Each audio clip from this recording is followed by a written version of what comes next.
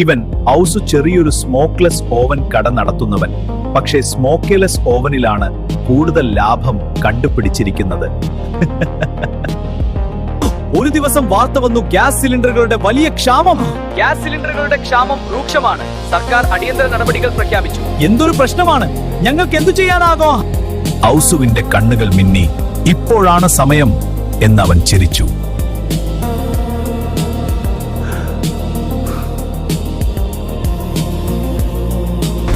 ആളുകൾ അവന്റെ കടയിലേക്ക് ഇടിച്ചു കയറി.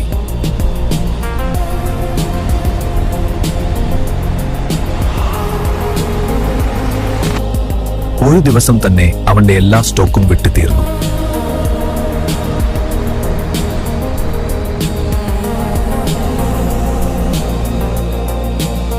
അയാൾ ഉടനെ തന്നെ സ്റ്റോക്ക് നിറക്കാൻ തീരുമാനിച്ചു. തന്റെ പണിക്കാരനുമായി ഉടനെ തന്നെ വന്നു. ഗ്യാസ് പ്രശ്നം പെട്ടെന്ന് തീരാതിരിക്കാൻ അയാൾ പുണ്യാളം നേർച്ചെന്നിരുന്നു. ഔസുവിന്റെ ഉറക്കം നഷ്ടപ്പെട്ടു. അയാൾ എന്തോ ഒരു ശബ്ദം കേട്ടു. റോട്ടിൽ ഗ്യാസ് ലോറി ചീറി പറയുന്നു. അയാൾ ആകെ വിഷമത്തിലായി.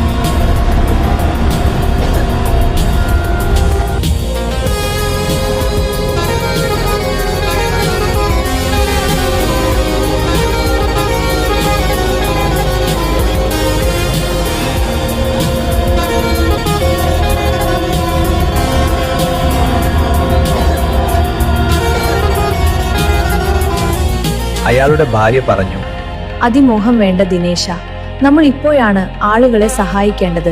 എല്ലാവർക്കും നല്ലത് വരണമെന്ന് പ്രാർത്ഥിച്ചു ഉറങ്ങാൻ നോക്ക്.